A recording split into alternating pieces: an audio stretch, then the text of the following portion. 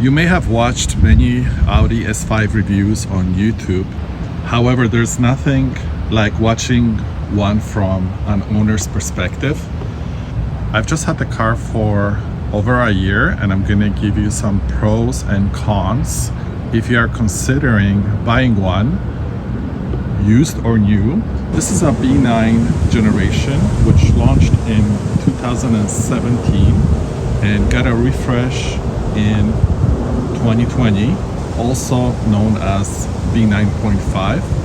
So this is the refreshed 9.5 version that you have from 2020 up to 2024. And Audi has just announced a release of brand new generation for 2025, which will be a B10 with all new redesigned exterior and interior. This would be your last chance to own a B9.5 brand new for 2024. So if you're still considering, I would put the order in right now before B10s come out. Now there are 3 trims for this model. So you have an A5, which is 4-cylinder, 261 horsepower, S5, which is this model, which comes with a 6-cylinder, 3.0 liter, pushing 349 horsepower. And then you have top trim RS5, which comes in with a 2.9 liter motor from Porsche, pushing out 444 horsepower. So this S5 trim comes with a 3 liter V6 motor, which is a hot V, and it's got a single turbo mated to a ZF8 transmission, which is a bulletproof transmission that all other German cars like BMW and Benz use as well. Now, one thing to note for 2019 built after August, get upgraded rocker arms, which Audi had some failures on. It's not a big, massive issue, but if you are considering buying a used one, make sure you get the model past 2019 August build. Now, just double check that. I'm not 100% sure if it's past August, but anything built after that date will have the upgraded rocker arms. Even though it's not a massive issue with the rocker arms, but it makes you wonder why Audi would make an upgrade with the refresh model. If you're in the market for a used model, definitely get the ones that are built past August 2019, which should have the upgraded rocker arms. Anything 2020 onwards will have this. Model competes with BMW's M340i and Mercedes C43 AMG, but just from my own personal point of view, this is the best looking of the bunch. Now, if you're in the market in this class, definitely opt for the Sportback, as it gives you great utility. Just look at the access to the trunk. You get plenty of space. The seats do fold down, so you can haul larger items. Instead of getting a small SUV, this is a great option for people that need more utility. So my car comes well optioned. One of the options that you have to upgrade is the HUD unit. It also comes with a sport differential. So it's got the Quattro, but the sport diff is an additional option, which is a torque vectoring diff. Improves the handling and stability. It also has the upgraded steering. So it's got the dynamic steering, which is also an option. It's got the upgraded rims. Even the red brake calipers are also an option. These options, especially the sport diff and the dynamic steering, greatly improves the handling of the car. From my perspective, I have never driven the S5 without those options, so I don't know what it's like to compare to.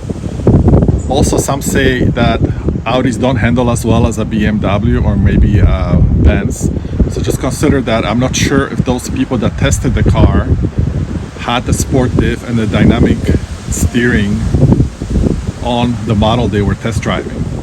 Also, one of the highlights is the sport seats. Now, these are on the firm side, so one thing to note if you're going to be test driving them or test driving the car, make sure you like how firm they are. There's not much padding in these seats, so they are pretty firm, especially if you're going to take long road trips. Now, on the upside, they do have massage feature, and they actually do work. So if you're going for those long drives, that will help you out. The back seats, there's plenty of space. If you have kids or if you have to drive 4 adults, you will have no issues. I'm 6'3" and my seat is pushed pretty far back, so there's not much room behind me, but to be honest, any car that I drive, even SUVs, you're not gonna have much room sitting behind me as is.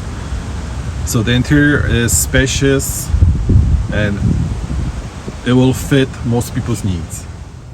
On the interior, some people complain about storage space. This glove box is pretty small. Also on the armrest, it doesn't open up, so there's no storage for you. You do have a small space here for your cell phone. There's a huge storage space right underneath here, and it's very deep. It goes way far back there. Now, this interior has been around pretty much unchanged since 2017, but it's still pretty great place to be. It's very well put together. There's no rattles, no squeaks. Build quality is very impressive. The digital cluster is best in its class, in my opinion. It provides you so many options and customizations with split screens and details well thought out. Just to give you an example, I am currently in the sport screen, and there's a split here for your maps, and with this toggle you can zoom in and zoom out without even going into the screens. This just gives you an idea of how well thought out Audi has made this digital cluster. Also, by selecting view, it can give you a different view, so you can have a full map shown. So on the main screen, you can also change your digital cluster to a different theme, and I just changed this to the other optional theme provided. It's got a different layout and feel to it. Now, one of the things we're gonna sorely miss on the new generation is they have removed all the physical controls for the 2025 B10 model. So everything will be buried into the screen. This is a big miss in my view. There's nothing easy like just toggling between physical controls. One of the big misses for the new model is they removed the shifter on the new generation, so you get a small toggle, which is kind of ridiculous if you're driving a sports model. Also, one of the misses on the new generation is the steering wheel. In my opinion, this particular flat bottom one was the best steering wheel Audi had, and for the later years most of the models came with a heated steering wheel. Now, when you got the heated steering wheel, it was no longer flat bottom steering wheel. If you're going to be test driving this model, make sure you put the drive mode into dynamic, and also by default this car will stay in drive when you engage. So make sure you go down and get into the S mode. And you can see the S mode, and I don't know if the audio picked up, but the exhaust also got louder. If you're test driving, definitely make sure you're in an S mode, as just the regular D drive mode is leggy and it has a delayed throttle and shift responses. So that's something you have to consider when you're test driving. For me, I always drive in S mode. The D mode is just too leggy.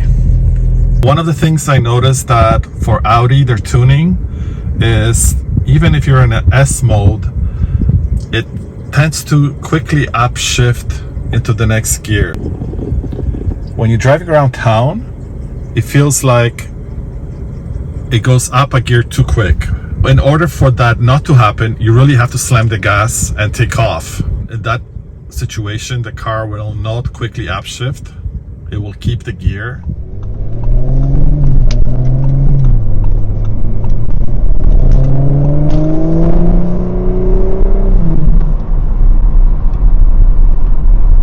Like I've mentioned, I typically almost always drive in S mode for the quicker throttle response and upshifts.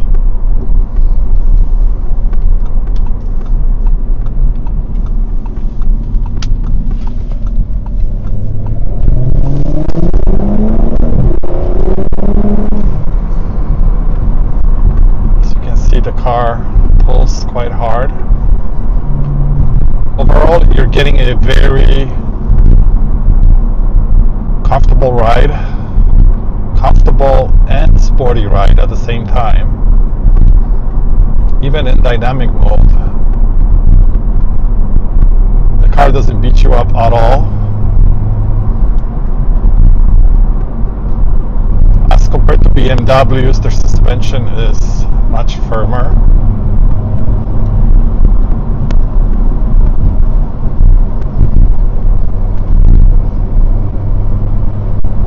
Just take that into consideration when you're going for a test drive. The cabin is also well insulated. There's not a lot of road noise coming in, even though I'm almost going over 80k.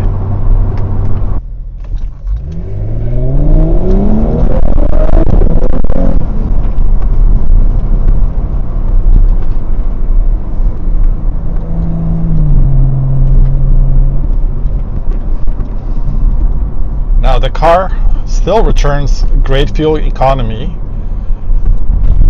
My overall average is 12 liters per 100 kilometers. On the highway, you can reach 7.5 liters per 100. The car is extremely efficient, given its size and power.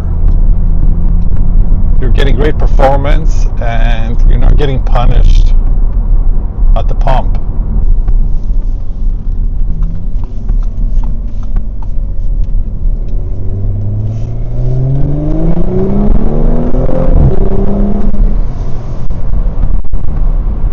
Now I do have the sport exhaust, but still OEM exhaust.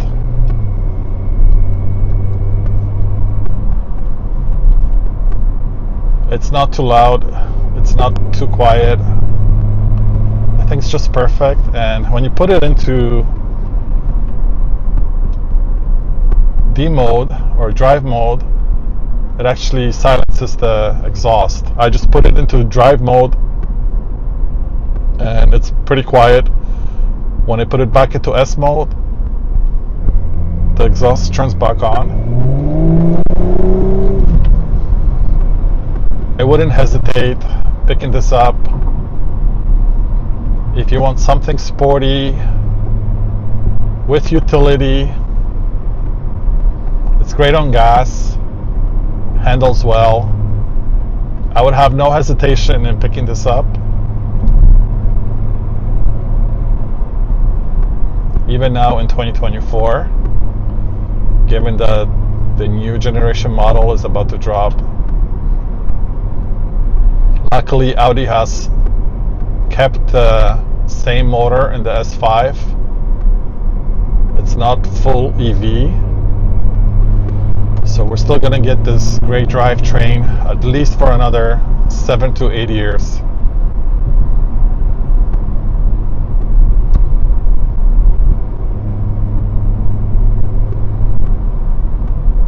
Anyways, I'm going to wrap this up. Thank you for watching.